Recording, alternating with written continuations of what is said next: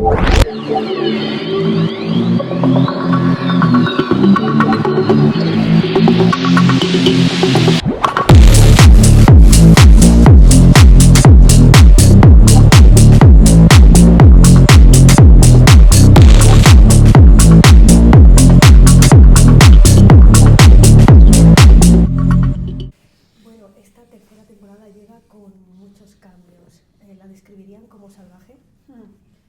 this third season, we see many changes. Would you describe it as savage?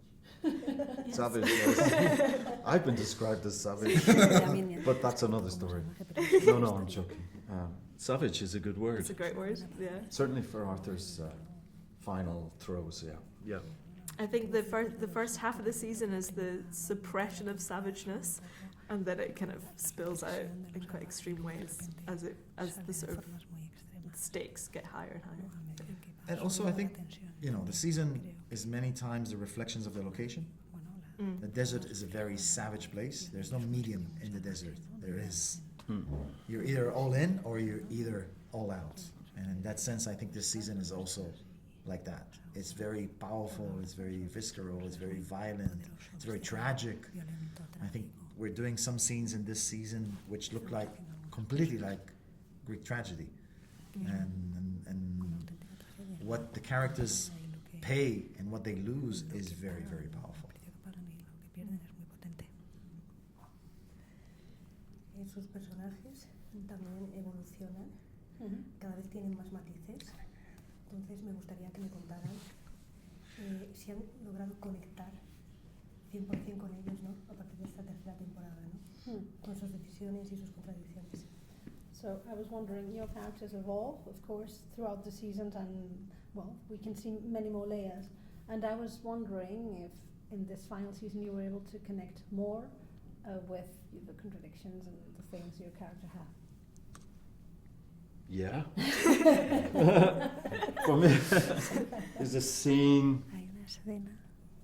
There's a scene where there's blood on my hands in season 3, and there's a moment that happened in rehearsal, and it was a close-up on the hand, and then onto my face, and I start to look at the blood on my hand, and Jorge and I both agreed that that was an important moment where Arthur saw the power of blood,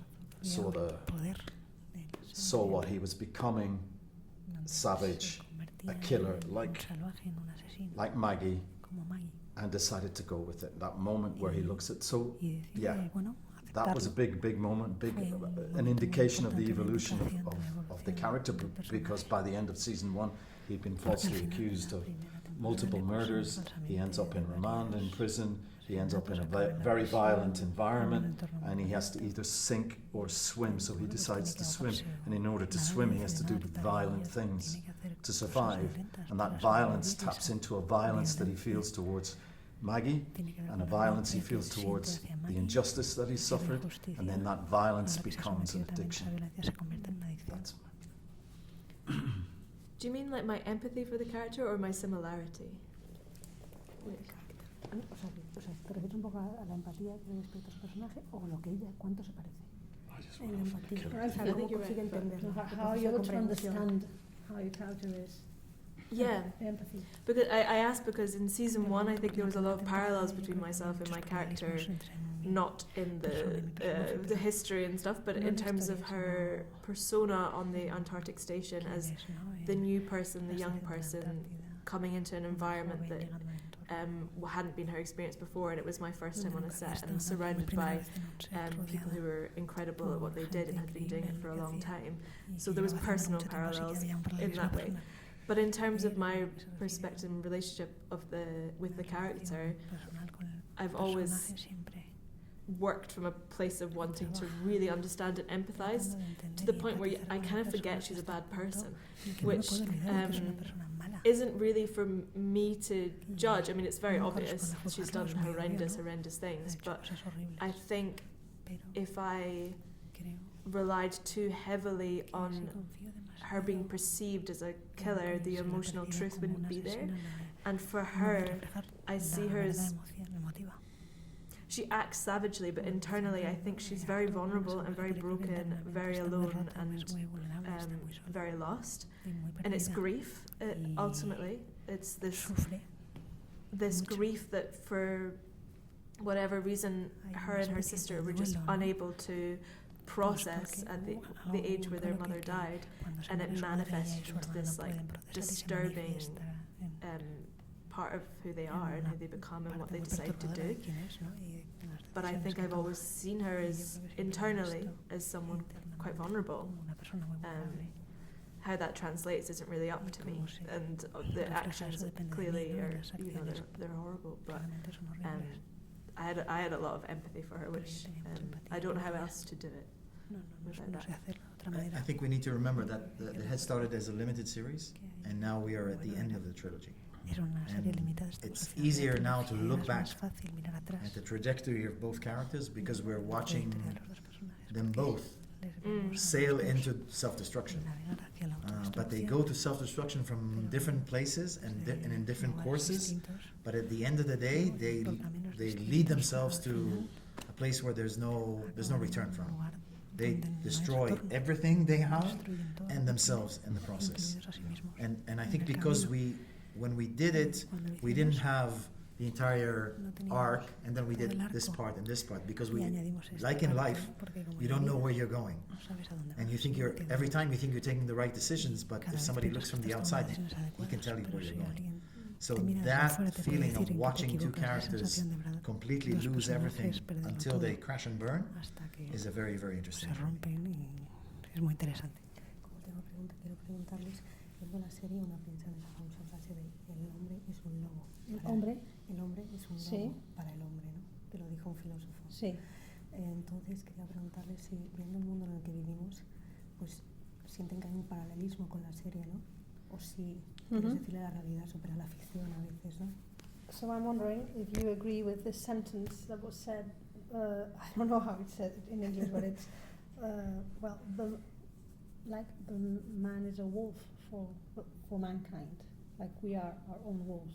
Okay. Something like that. And I was wondering if you think that like reality is always greater than fiction, and if that's true, and if that translates to the show, because it's like we can see some parallelism with that message and what you're showing here. Wow. It's the lone wolves you've got to worry about, isn't it? I mean, wolves in packs.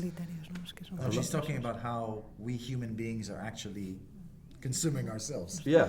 In what we're doing. But what I mean by the lone wolves is there are human beings who are lone wolves, who are driving a certain agenda and a certain political.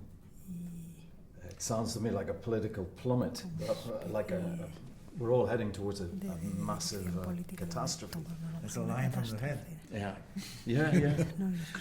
Thanks to certain lone wolves, I'm not going to name them. I think they're self-evident, but in the political arenas now, us ourselves as human beings, probably we could probably grow up a little, but but we're not a threat. I say.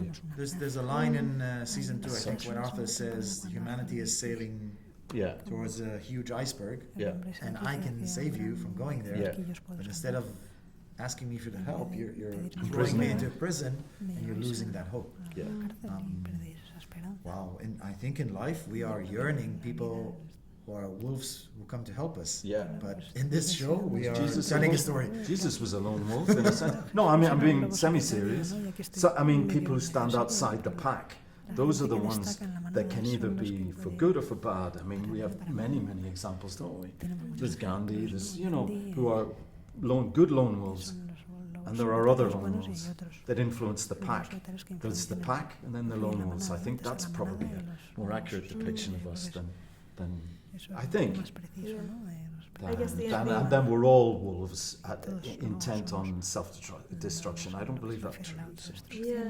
I think it's the way I interpret that is that what capacity do we have to do good or to do harm, and we all have that wolf inside of us, and based on our conditioning or our experiences and our trauma, how does that then influences our choices in the future, or the power that we seek to gain, and why we seek that and what we plan to do with it.